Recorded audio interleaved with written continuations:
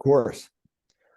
Well, good afternoon, National Museum of American History, Smithsonian colleagues and friends, and welcome to the Smithsonian Staff Learning Series hosted by the National Museum of American History. The series aims to explore the latest in audience research, trends, and activity so we can apply these insights to our audience-based work. My name is Adam Rosanna, and I'll be your host and moderator for today's talk, in which we are joined by Dr. Jonathan Friedman, the Director of Free Expression and Education Programs at the Penn Foundation, who will share insights into today's highly contested conversation on book banning and censorship in our schools and libraries. And we'll hear from Jonathan on all sides, arguments, and activities in this conversation. The Penn Foundation is a literary human rights nonprofit, which we'll soon learn more about. And Jonathan is an interdisciplinary scholar who oversees Penn's research, advocacy, and education related to academic freedom, educational gag orders, book bans, and general free expression in schools, colleges, and universities. He regularly provides commentary for news media about educational censorship. He has published op-eds for CNN, The Washington Post, The Hill, The Daily Beast, New York Daily News, and Inside Higher Ed. He has taught courses at New York University, Columbia University, and Bard's College Open Society University Network. Please note that today's discussion is being recorded with closed captioning, and I'll be helping our speaker by moderating the chat. So please add your questions there. And be sure to visit the Smithsonian Staff Learning Series Prism page to watch all of our past talks, including Nielsen's talk on Hispanic audiences and media usage, Facebook's Civil Rights Office, and a conversation on ADD and ADHD audiences with Attitude Magazine, plus the program's full history of talks. Thank you. And please join me in welcoming Jonathan to the Smithsonian Staff Learning Series stage. And Jonathan, the floor is yours, and we are honored to be with you today and really excited for this conversation. Great. Well, thank you so much, Adam. And it's really just an honor to be here talking to this esteemed group about an issue that is, just at the central of, some of the challenges with polarization and cultural disagreement, I would say, in the United States today. So, as Adam said, my name is Jonathan Friedman. I direct free expression and education programs at Penn America. Penn originally stood for poets, essayists, and novelists when it was founded in 1920 and 21 in the US and the UK. It's an international alliance, of a sense, among writers and readers who care about the written word and who stand up to promote cross-cultural understanding and against the suppression of ideas in the United States and around the world. In our work at Penn, we do programs with college campuses. We have emerged as one of the leaders tracking book bans and state-level legislation to control and censor the freedom to read, learn, and think in schools. And we also have programs that try to educate the rising generation about freedom of expression and the freedom to read, etc. These are some of our authors who have been proud Penn members in the past. So today, what is going on? If you're paying attention to the news at all, I am sure you have seen numerous stories about book bans and you're wondering, what's the real deal? So this is a story that is, one case that's very typical of the ones that come across my desk. This was in the news a few weeks ago in Katy ISD in Texas. It involved a list of about 20 books that had been prohibited by the school district. And this followed the development of a new policy in the district that sent librarians scrambling through their library shelves to see what books needed to be removed.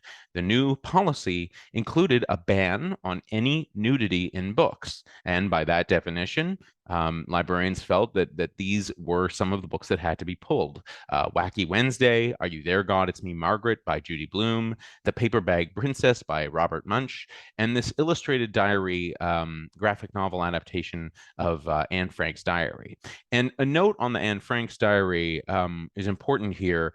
The original diary, when it was published, included some redacted some sections that were written by Anne about her reflections on the female body or puberty and the like. And in later editions, those sections are no longer redacted. And so when the author and illustrator were putting together this book for young people today, bringing Anne Frank's story to the next generation with a graphic novel, they included those portions of the diary. And when they were looking for and thinking about what to draw as the image for that page and that part of the diary, they were inspired by Anne's own interest in ancient Greece and Greek sculptures. And so they drew an image of her kind of imagining herself in a garden of Greek, naked women statues.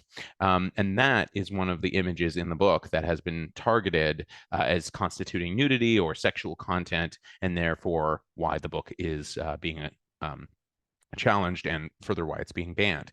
Now, in Katy ISD, this effort to ban nudity did not occur in a vacuum. It is something that is being tested out either in state level legislation in many states or in local school districts.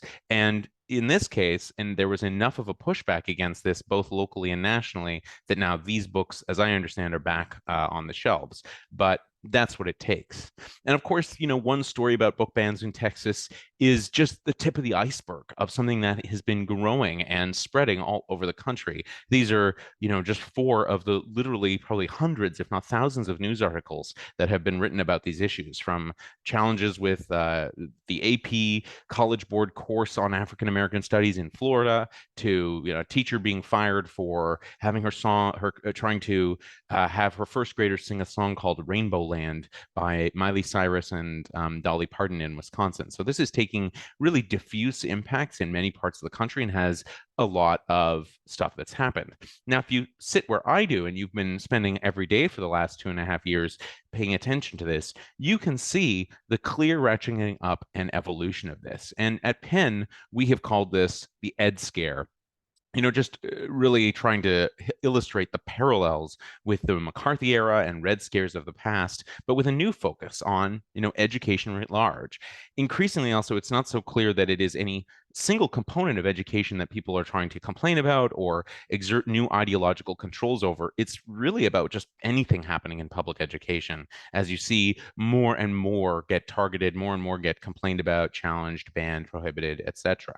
But as I look back on the last 3 school years, I see, 3 distinct acts. I feel like I'm describing a 5-act play, and I don't know what the ending is going to be, and I hope it's not, Shakespearean tragedy.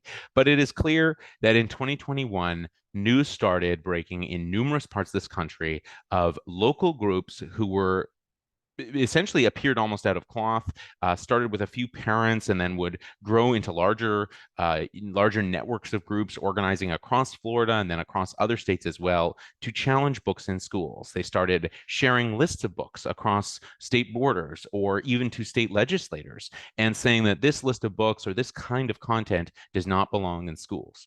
The books that they targeted were overwhelmingly books with sex in them, books about protagonists of color or race and racism, or books about LGBTQ identities. And a lot of the times, it is actually not the case that these books were targeted because, people read them or were concerned about those specific books. I remember a school district banning a list of nearly 400 or over 400 books, including books about Martin Luther King and Ruby Bridges. It wasn't actually because anyone complained about those books. It was the school district saying, we're just going to prohibit everything on this list because it's called a diversity list. And so it's just going to be prohibited entirely.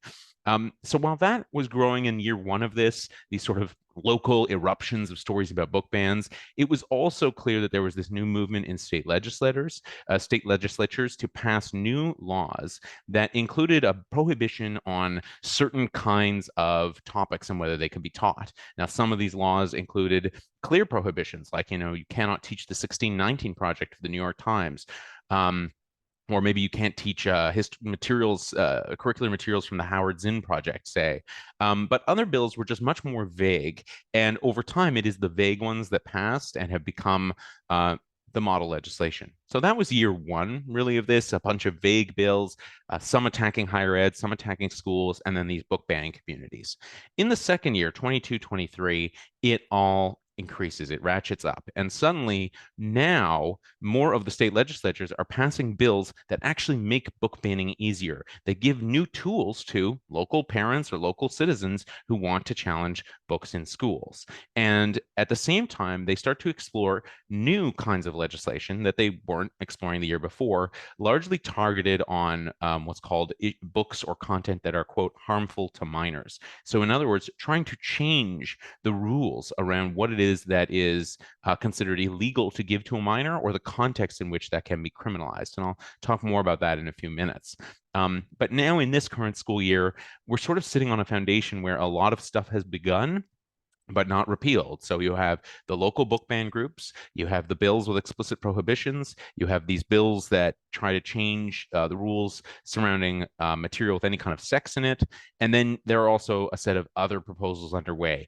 And essentially the chilling effect is already well underway. So for example, and this is just one among many, in Florida in the past few weeks, a number of school districts have initiated reviews of their entire school library collections, not because anybody challenged these books. There's nobody locally who's saying they don't want these books, but there are people who work in school systems who are afraid that having books that have been banned in other parts of the state could get them in trouble. And fear of, fear of a criminal charge or going to jail or some other kind of discipline is a serious motivator, let's say, for people to remove books. And it's not hard to imagine if you were in the position of choosing to keep a book on a shelf or, going to jail, well, what are you going to choose? Now, there's no question that when you step back and you look at this as a movement over 3 years, that the broad spectrum of things that are being proposed are unconstitutional. Even if there are more in-depth conversations and, legal back and forth that can be had about, what's the difference between school curriculum, and what's the difference between curriculum in a textbook and a school library, or between that and the context of a museum or a university. And all of these are different contexts, but at its core, just think of the words of Supreme Court Justice William J. Brennan. Our Constitution does not permit the official suppression of ideas, meaning that the government cannot engage in viewpoint or content discrimination of this nature, saying, here's information that cannot be read, here are books that cannot be allowed in schools or school libraries, etc. And if you look at some of the judges who have been responding to legal challenges around a number of these laws, they echo a lot of the same sentiment. That, for example, in Arkansas, one judge recently saying that the library is not an institute of the state. It's not like an arm of the government. It belongs to the people. So it might take public funding, but the reason why we delegate collections regulation to a staff with professional expertise, with expert training in librarianship, is precisely because we want to have a group of people who are committed to intellectual freedom for all, not just government bureaucrats who are trying to control the exercise, the circulation of information. And I remember this one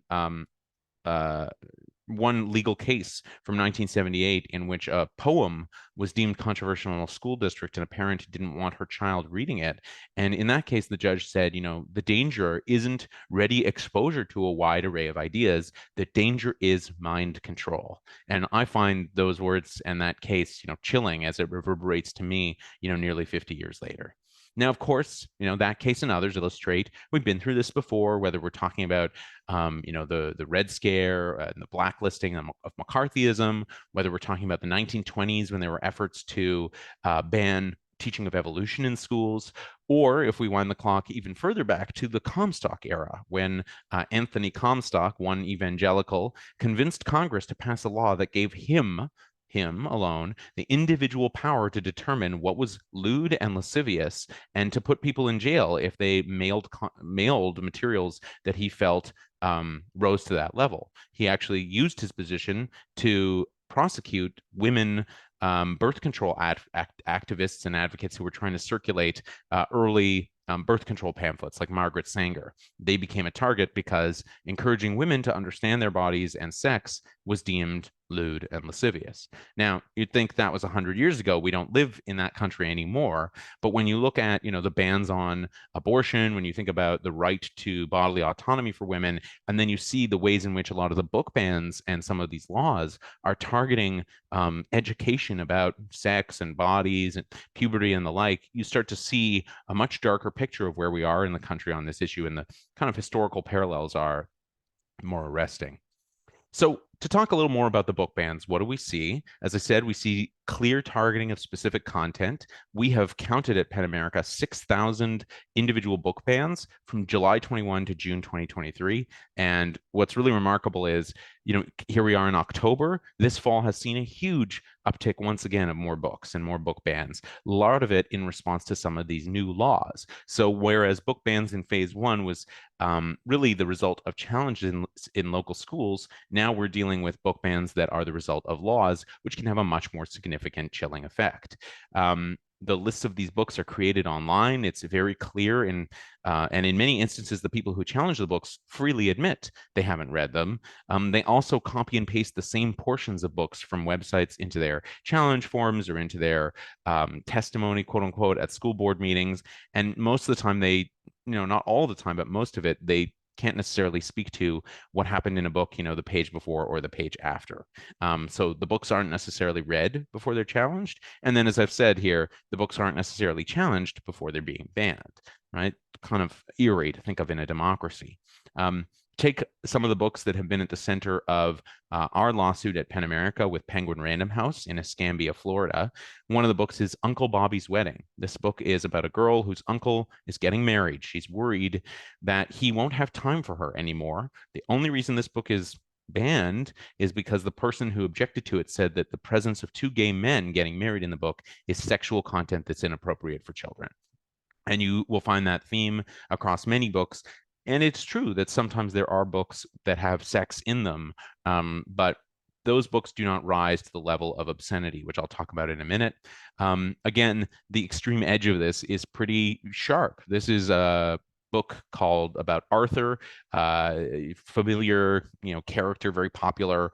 There's a book that has been challenged by one parent who has challenged over, I think now 800 books in Clay County, Florida. Here's one example.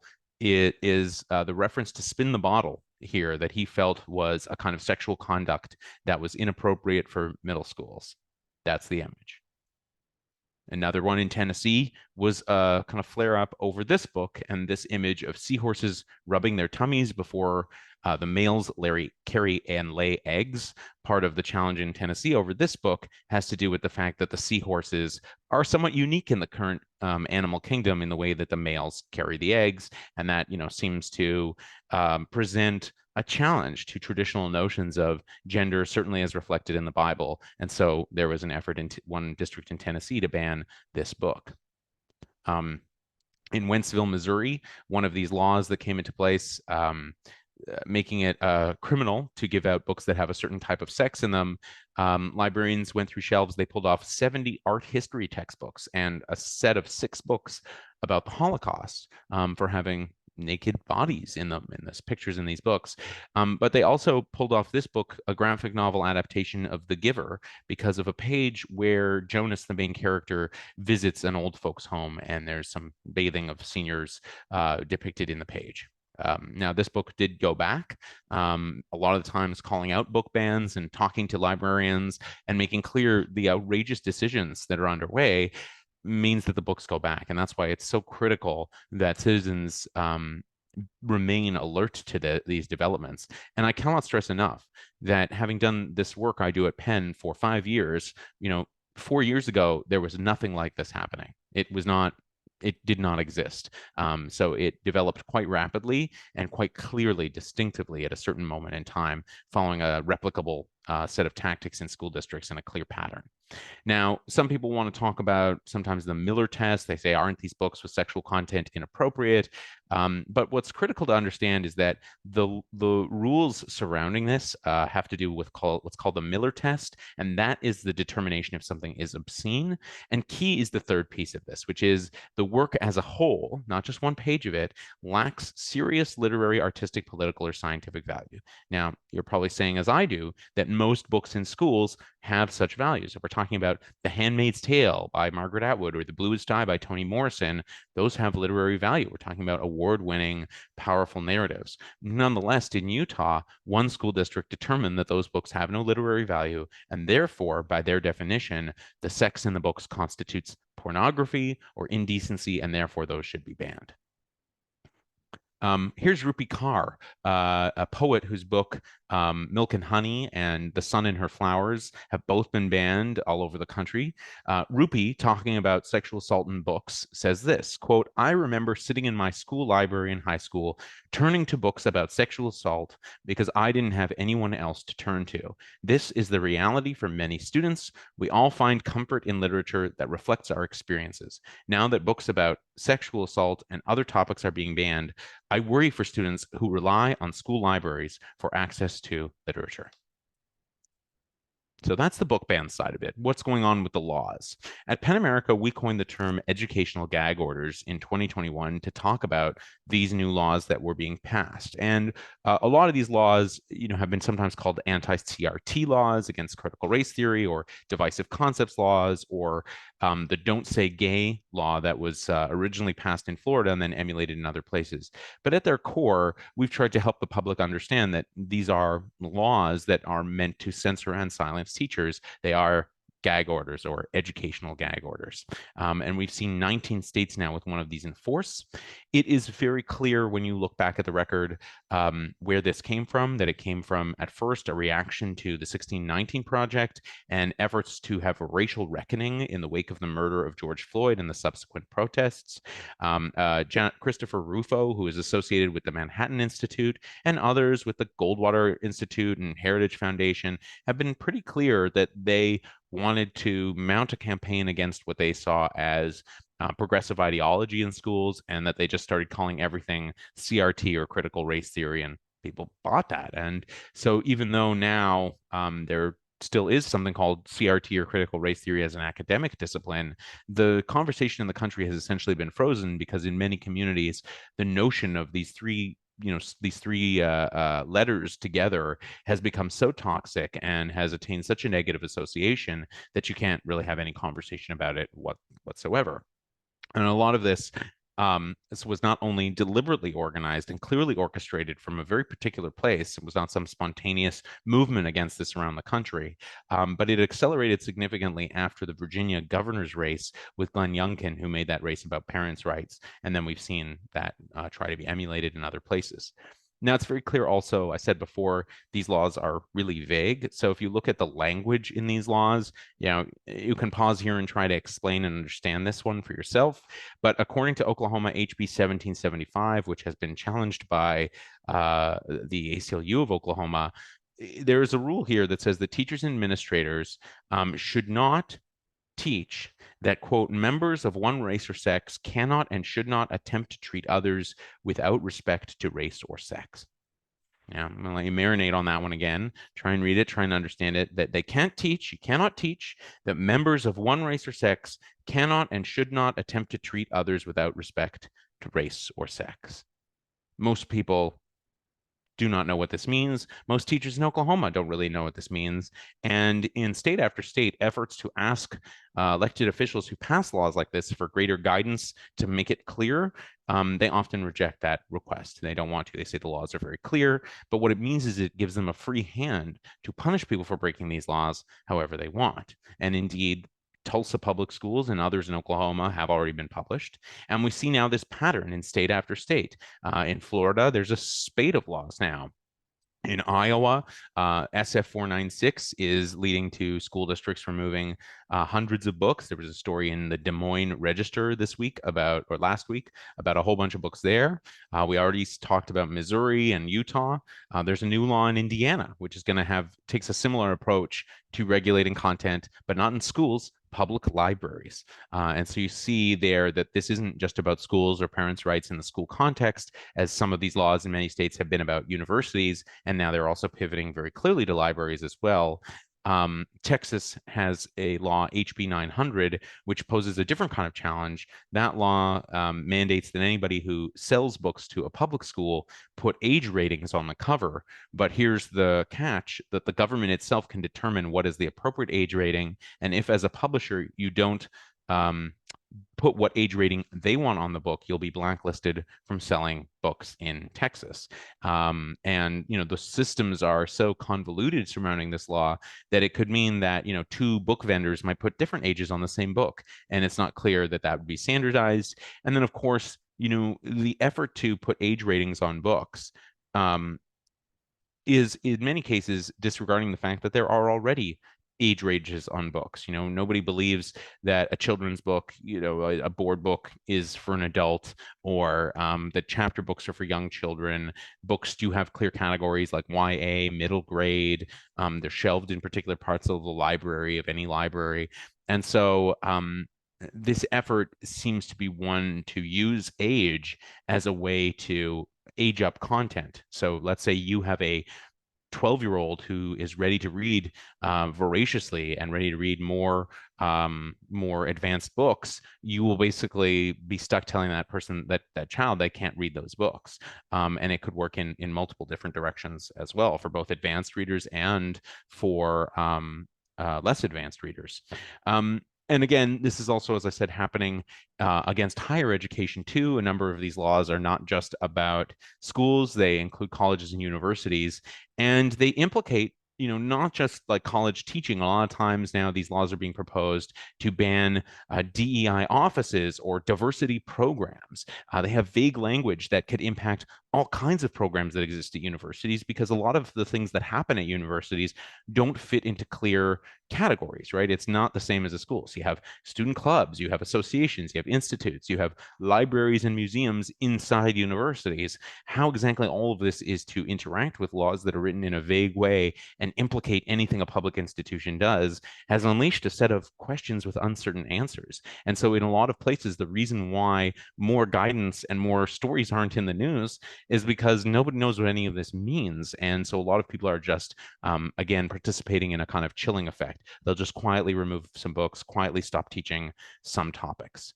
I would be remiss if I didn't also mention this other streak here, which is, this is a bill that was proposed in West Virginia this year. And I urge you to read the bill summary with me, which is, the purpose of this bill is to remove schools, museums, and public libraries from the exemption which protects these types of entities from prosecution for distribution and display to minor of an obscene material. Or if you look at this is North Dakota, another bill that didn't pass, but if you look at the bottom, what they are doing is taking obscenity code from the state statute, and you can see how they are proposing to eliminate the protection. So right at the bottom of the page here, where it's 2C, section 2C, you can see that there's existing law here about obscene materials in North Dakota statute, but at the bottom they're proposing to simply delete the part that says, this law doesn't apply to a bona fide school, college, university, museum, public library, or art gallery. So what would that mean? That would mean that any of those institutions, if they have any kind of nude or partially denuded human figures, could then find themselves basically breaking the law. So you have a statue in an art museum, students come on a field trip and they see it, or you have something about Michelangelo's David in a book or in a school, that would become illegal. And again, that's not just schools. This is schools, museums, universities, art galleries. That's not even a public institution. That would include private art galleries. And again, this would probably include not just public schools, colleges, and universities, but private ones as well. Another piece in the big picture is bills that have been proposed to regulate drag, and particularly drag shows to minors. But what these bills do is they define drag in such a broad way as to include kind of a certain type of costumery. And so what that means is that the bills could effectively mean that if you are a transgender person, you could be breaking the law just by being in public, or it could mean, let's say, if you're doing a Shakespeare play and have somebody cross-dressing, that would be illegal if shown to a minor. Now, all of this has an impact on museums. It has an impact on drag queen story hours in libraries. It, in fact, seems to have been written particularly against libraries, but has this potentially much broader chilling effect. And again, the ambiguities of the language are not something that has concerned the people who are writing these laws. Finally, in the most recent year, the other piece of this that we're seeing gain more momentum is to lean away from trying to ban critical race theory or gender and sexuality and talk more about parents' rights. You'll see a lot of this rhetoric, or school transparency. But a lot of these proposals are pretty radical and they have ulterior motives. What they want to do is they want to change the traditional ways that parents have opportunity to not just participate and support children in schools, but inspect, object to, or opt their kids out of certain kinds of lessons. And over the past 3 years, we've seen, nearly 400 of these laws proposed, but most didn't really start becoming law until the past year, and we expect more of them coming in 2024. Now, under the PPRA, which is federal law, there are certain rights guaranteed to parents. Critical is the right to inspect instructional materials, excluding exams upon request. But that is quite different from a law that makes it a requirement for a teacher to create like an online searchable database of every material that they teach in class, of every textbook, every sentence, every poem, every current news item. And if you put a burden on teachers that, as some of these laws propose, that this online database must be updated like within, I don't know, 5 days of you teaching something. Well, why would you teach anything new, current, or different whatsoever if you expect it to be if it will subject you to this new level of scrutiny? And the whole thing appears to be designed to encourage, again, a small group of activists who have been very successful at challenging library books to bring that same kind of energy and scrutinizing eye to all of public schooling, regardless of whether any of these people are experts in pedagogy or history or any other topic. It's really just about, they get the right to object to what offends them. And of course, any definition or conception of parents' rights immediately does come up against, the importance of a public sphere that is educated, or students' rights to an education. And so it's not so simple as to suggest that, any parent should be able to exert mind control of a kind over their child if they're going to send that child to a public institution, let alone the way in which these laws empower a small minority to exert that power not only over their own children, but over everybody's. So, for example, in Tennessee, where there is a law where you have to notify families 30 days before they're going to be taught, kids are going to be taught at all about anything related to LGBTQ identities. One teacher did this. She was preparing a lesson for Mother's Day and wanted to teach a book about kids who have no mothers, including a book with a kid with two dads.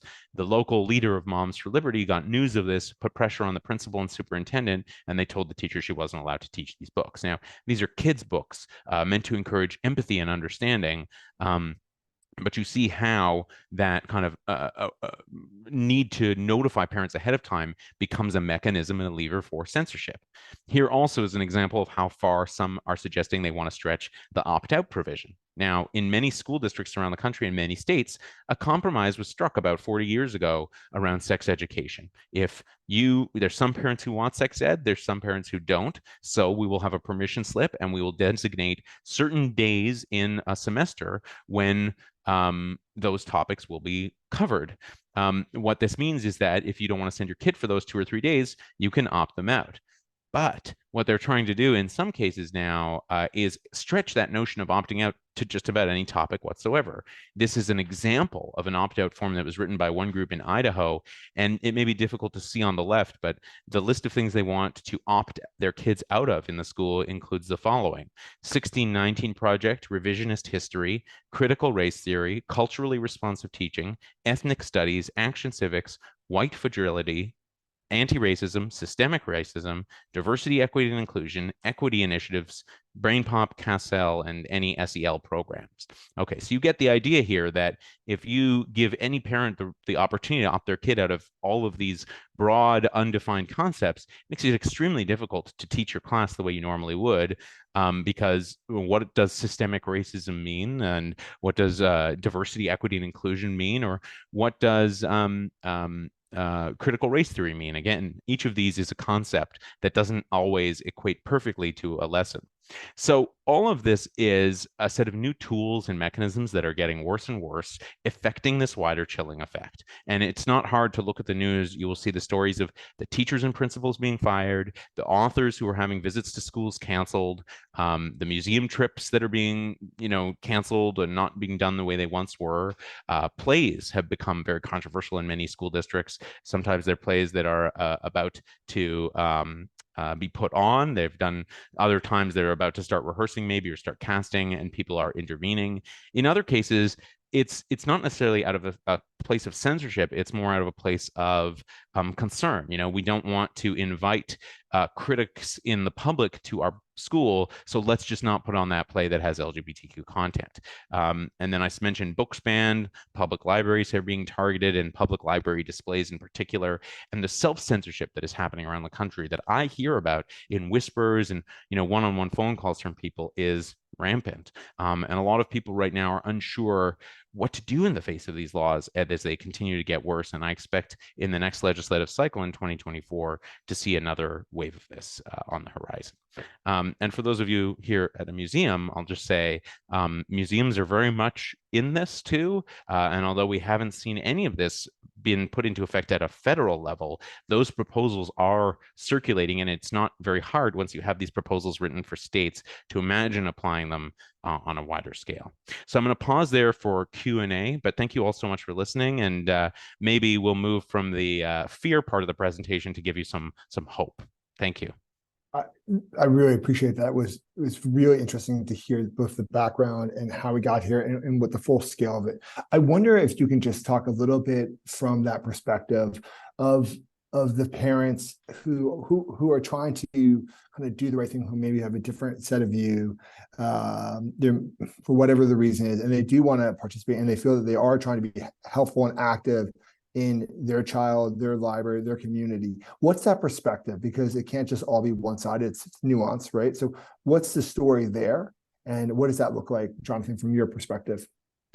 I think there are some, people who, it's hard to know. I would say it's hard to speak in like 100% generalizations about all people who are advocating for the removals of books. The way that this typically worked for, before about 2 years ago is you would see sporadic challenges to books in local school districts. People would then form committees with their local communities, read the book, have parents and educators read books, talk about the books, understand the purpose of a public library, and by and large, for the most part, they chose to keep the books. There wasn't really this issue. This is different. It's really quite a coordinated campaign. And while I understand that there may be some parents who are concerned about, maybe they aren't ready for LGBTQ issues to be talked about among their children, or they don't want any sex to be encountered in schools, we have to think about the broader impacts of that kind of decision on, the literature that we're all able to read. Something like Toni Morrison's Beloved has been on the AP English exam for, a generation. So just because somebody doesn't want that doesn't mean the rest of us should have it taken away. Now, I do think the best response to this in communities is to be understanding. And when I talk to librarians and teachers who've been doing their careers for 20 years, they'll tell you lots of stories about a parent who wanted their own kid to be exempted from something, an accommodation made for their learner. And I don't think there's anything, wrong with those individual negotiations. I think what we have to recognize is that it's actually quite a surprising leap to go from I don't want my kid learning this to I am so mad about this that I won't even ask for my kid not to be taught it or talk to the teacher after school. I'm just going to go to the school board and demand that it's banned for everyone and pressure the government to pass a law that turns librarians into censors. And I think that mentality here is very clearly bent on a very, political narrative. I think what I find so interesting, and we're going to get to your question, Bradley A., and I'd love to hear others' thoughts, comments, reactions to our guest, additional questions, is I had a couple conversations with friends and family, those outside the Smithsonian, and the things I heard over and over again are, people should be involved, right? And we really want people to kind of know what's going on in their schools. And did you see XYZ situation? And would you want that taught to your young son, Adam, right? And so it was either the extremes or, yes, of course, we want people to be involved. And that's something we think a lot about here at American History and the Smithsonian, which is civic participation. So on one hand, people are participating, right? They're getting information. But it's going to that extreme. So I wonder if you can talk about how at the Penn Foundation, are you all trying to kind of show the alternative forms of participation, compliment people on maybe the fact that they are trying to take civic action, but get back to your example of saying, well, if you are concerned, why not set up that reading group and really work through the materials with your teachers and librarians and take part, but actually actually read the material. So I wonder what is being done, and then we're going to get to your question, Bradley. And please get your questions in. No, I think that's such a great point that there are all kinds of ways in which we can respond to these demands in our communities with a kind of um, with an open with open receptivity to it. Let's talk about it. Let's learn about it. Let's be educated together. I think one of the most stark aspects of this for me is that we are dealing with a situation where nobody really remembers the fact that the freedom to read, or that either A, that the freedom to read is part of free speech, and it's an essential part of free speech. Your rights as a citizen in a democracy must include the right to seek and receive information and to share your voice, share your information with others, the rights of authors. And second, the rights of students. So there's this conversation that's advancing very fast about parents' rights, but seems to run roughshod over the traditions of students' rights in schools. The fact that, the Supreme Court has said students don't surrender their constitutional rights at the schoolhouse gates. So, there's no age at which you suddenly obtain First Amendment rights. It's not like you're on your 10th birthday, now you have free speech. We do recognize that there are differences between younger children and older children, between minors and adults. It's not as simple as saying, there's no age in any of this. But the answer just cannot be state-sponsored censorship at this level, and we are only seeing this get, more and more effort to take the control of all of this out of local communities. Ironically, one of the things that's being said a lot is that this is about local communities, but at the same time, in state after state, you see new laws that are imposing new rules on local communities. A community, let's say in year one here, had some books challenged and decided to keep them. In year two, a law might come in that says these books must be banned, and then all the books the community wanted are gone. And so that kind of thing has been happening as well. Interesting.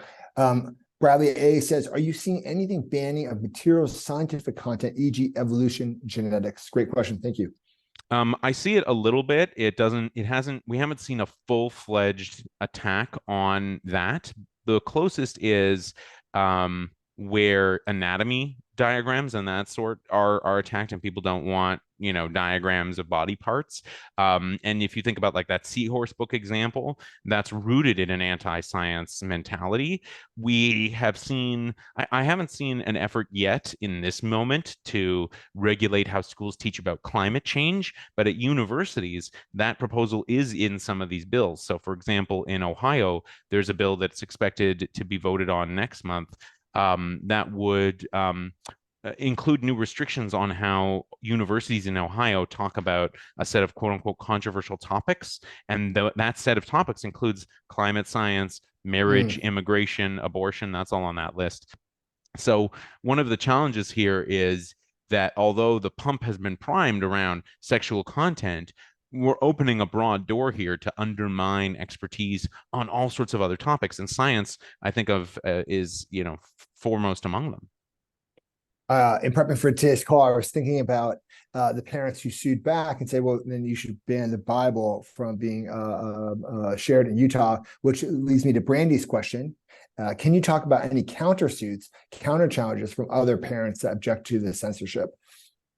I do see the Bible targeted a lot. It's mostly as a joke, as a kind of like, clap back. But it does raise interesting and serious questions. So like in Utah, after having banned a number of books with sexual content, a school district did ban the Bible this year. Then a number of state legislatures had a debate basically on the state house floor about that school district. And then wouldn't you know, soon enough, the school district quickly put the Bible back. But the whole conversation here seems to rest on this, fear mongering, that young people are going to be in a school and go into a library and end up with a book in their hands that, teaches them something that their parents didn't approve of. But, we have the Bible in every hotel room, it's in a drawer, it's easily accessible. I don't see anybody trying to ban, that. And so, the answer here isn't, I think, to ban the Bible. And I don't support, banning of any material. I'm a literary and free expression advocate. So I don't think that's a good solution long term, much as it can be a useful counterpoint in conversation with people to recognize that the reason and the way that these laws developed in this country and evolved protects the freedoms for all people to read what they want. And those freedoms are critical for everyone, but must be upheld equally. In terms of, countersuits and counter challenges, Pen America has been involved in one lawsuit in Escambia, Florida. There have been other lawsuits in response to challenging laws in a number of states. So, for example, in Texas, there's a booksellers group that has challenged HB 900. There was a kind of coalition of libraries that challenged an Arkansas law this year, and I expect to see that pattern continue with more states challenging, with more groups challenging more of these state laws in particular. That's great. Great answer. I really appreciate that. It's a great question. One of the things I think a lot about, and I've been reading more articles on, is we're seeing a lot of shortages in the teacher pools. We're seeing that in libraries. And I think what really concerns me is if you're a college a student right now or a high school student, would you want to enter something, a field where it's going to be so highly contested, where you don't really think you're going to be able to do this work? Would that high school counselor or college counselor say to you, don't do this? Or if you are a teacher, you're an educator, librarian, are you going to be leaving the field because you don't think it's sustainable in the long term because of these things? So what impact are we seeing among educators and librarians? And then we'll talk a little bit more about the actual book community. I think the impact in a lot of communities has been, in a lot of places, like a scramble for resilience and incredible courage. A lot of librarians, teachers have come together, parents supporting them. A lot of time it's high school students who are leading the charge, saying, don't take these books away from us. In Central York, Pennsylvania, it has been high school students who have led the charge there locally to keep books on shelves. They staged a protest every morning outside of a high school to put back books that had been taken away. But in a lot of communities, they're looking for help and they're trying to get organized. They're trying to, get people to support public libraries and recognize that there's a staggering inequality here, or imbalance, where one side is very much mixing political mobilization for elected officials, for political causes, with encouraging people to come after schools and libraries and books. And so in response to that, we do need a citizens movement to stand up for democracy. Democracy and freedoms don't need to be partisan, but unfortunately in this polarized moment, that seems to be the only way that people understand them. Yeah, we're getting a lot of great comments in here, a lot of responding to one another. Thank you for that. A comment from Richard. This is about weakening public institutions under the guise of protecting children. Any thoughts on that, especially for institutions such as the Smithsonian? I share that cynicism. A lot of the cases around the country involve something like this. The person who challenged 20 local books in their school district will say to the media afterward that why did she challenge these books? Well, she was in an online webinar and they showed her some of the images of these books, and then they asked for a volunteer at the end to go and challenge the books, and she felt compelled, maybe by God, to go and do that. And so she took the books and she challenged them and she got them removed. So you see stories like that aren't parents, that maybe they're parents, but they're not parents of kids necessarily in the local school district. I just saw an article in one state that was written by somebody who says, I'm a homeschooler. I homeschool my kids, but I still don't want these books in public schools. So, I do share some of that cynicism, even if there is a sliver of this that does indeed, or has encouraged people who do have genuine concerns about these things to come forward. And so, in terms of where is this going, and is the Smithsonian, at risk, or people who work in a public institution, I would say right now what we have to recognize is that we need a broad-based movement to remind people why we have experts, why the United States has some of the most high-regarded intellectual institutions in the world. Our knowledge circulation in this country, from the commitments early on to the public library, from Benjamin Franklin, to our museums, to our schools, to our universities. This has been part and parcel of what has been essential to the rise of the United States in the world, and the ability of the United States to be a model for other democracies to emulate. And all of that seems to be very much on the table right now, where any kind of public institution that is proffering art, literature, information, news, history could very well soon find itself in the crosshairs of this movement. Because at its core, we're talking about an effort at like kind of cultural control or retrenchment, exerting a new kind of ideological control from the state over all of these institutions. If you are trying to exert that control, eventually you're going to find all the places where it is that people get that information. And I would assume that the Smithsonian is among them. Earlier, right before this, I was on a call in which we're talking about Gen Z and their civic action, and there's and as we lead up to 2026, the 250th. And so I wonder, you shared the example of students mobilizing to kind of take action, which is just fantastic, and something, one of those great stories that everyone likes to read about, or certainly I like to read about.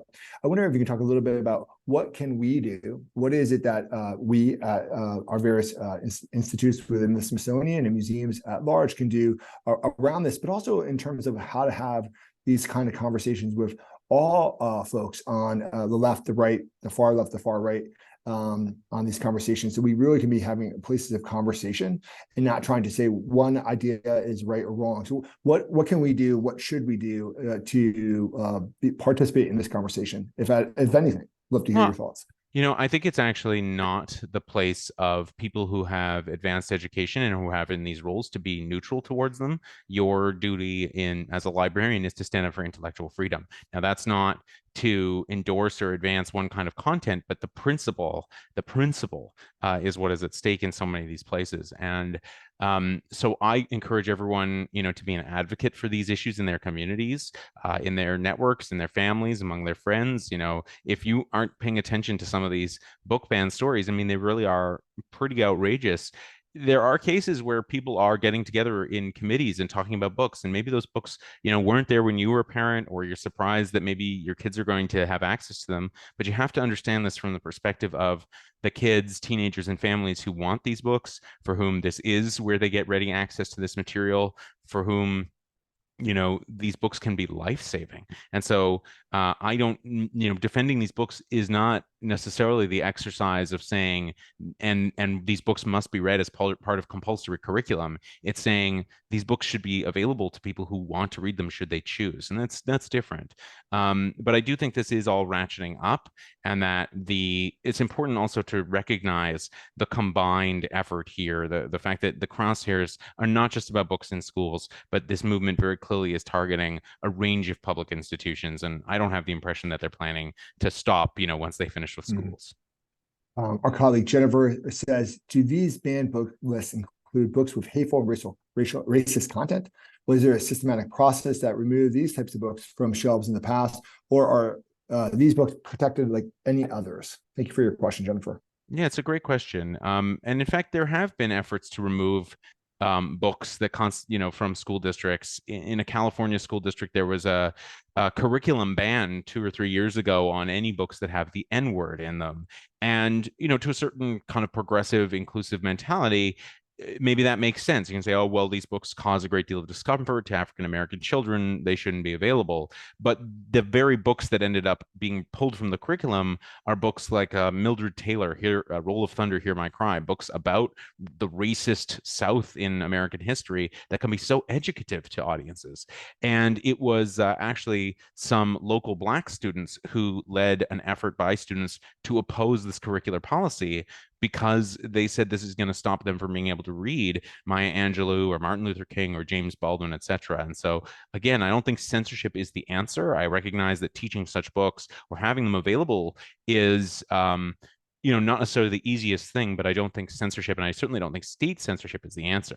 Now, in terms of how books move in and out of libraries, we've always, people will tell you no library can be universal. There's a finite amount of space and money and shelves and time. So yes, you are making curatorial decisions, but that's why librarians do that. They have trained, they have advanced degrees, they understand how to read reviews of books that have gone through editorial processes, and they might receive challenges to books that have, let's say, hateful or racist content. But you'll find that a lot of times even that, as by definition, is subject to interpretation, and that there is a lot of value in, students being able to access like a historical text to be able to talk about, racist stereotypes and identify them. Now, a lot of that isn't in public schools, but certainly in the case of a public library, you can imagine the value of it for teaching students about where we came from. I don't think the answer from where I sit as somebody who believes in education is to censor the past. Thank you. I want to just read out loud. Trina, one of our fabulous librarians, wrote, also reinforcing the devaluing of expertise, including the expertise to teachers, librarians, people trained to educate children. So what's the connection here in terms of the devaluing of people's skills and knowledge? What is that portion of it? And then we'll have a nice wrap up and thank you again. Yeah, I think that this notion that underpins a lot of this is this idea, and I have encountered people who attend even my public events saying, they're a parent, so they're wise and they know better for their kids than I do or any other teacher or librarian, et cetera. And I think this is part of an effort to devalue that expertise. It started years ago with attacks on universities. It's continued with attacks on libraries, and we see it, also parlayed in the media in terms of attacks on teachers. And so this is a moment to lean into supporting educator professionals and reminding people what it takes, that there is something that goes into thinking about how you teach a class and how you help a student learn and how you evaluate where a student is on a learning continuum and provide them what they need. And I think the devaluing of expertise is not only as well cynical and part of a coordinated attack, but it's also quite dangerous. And that's, I want to just come back to that point, the danger of mind control, the dangers here that even the United States founders, give them their pros, their cons, or what have you, but they were very concerned about state control of this kind, something they had, instilled in all of the founding documents of the country. And so it is very clear when you look around at schools, libraries, universities today that expertise is, very much being attacked, and we need to stand shoulder to shoulder among these institutions and support it. Yeah, I think one of the things I find so fascinating is, when somebody comes to the National Museum of American History or one of the other Smithsonian units, they're able to leave a comment or they're able to take a survey, and those comments and surveys are read and shared and they matter. And conversely, if you have information that you're not happy with at the public library, you can talk to your librarian. If you have something at your schools, you can do it as you shared with that piece. So I wonder on your closing piece, well, first off, to say thank you so much for presenting. I know I'm better off from hearing this presentation. I'll make sure that we get this out across the Smithsonian to others. I wonder on your closing, if you can just share with us, how do we better champion the ways in which the public can actually give that feedback and talk about the proper way, or not the proper way, better ways to have these conversations? Because we want people to have conversations. We just need to have them, the civic ones that we're so missing in our society. So closing thoughts for us, what is the final thing that we can do to take action here? Well, I think, on the whole, what I've been talking to a lot of people around the country about is actually leaning into this moment, not pulling back from it, and re-engaging. A movement to get people excited about libraries and reading would be positive, a movement to encourage public engagement in all of these things. And it can't just be those who have this very particular agenda coming to school board meetings. We need to get university professors and educated professionals in support of schools and libraries, because, again, it's a multifaceted attack. Well, on that note, thank you so much. I'm so appreciative of your time, and thank you to everyone who attended. This was another great conversation, and thank you for the work that you're doing and for being with us today. And everyone, I'll have this presentation and the slides to you all soon. Thank you so much. I must end with the hope. I forgot the hope. Don't lose hope. There is more people getting involved and engaged in this all the time. And from where I sit, I do see a lot more momentum on our side right now. So don't lose the hope. All right. Thank you. Well, on that note, keep the hope, and everyone have a great rest of your day and week. And thank you for the work that you do on behalf of our audiences at the Smithsonian. Thank you. Bye.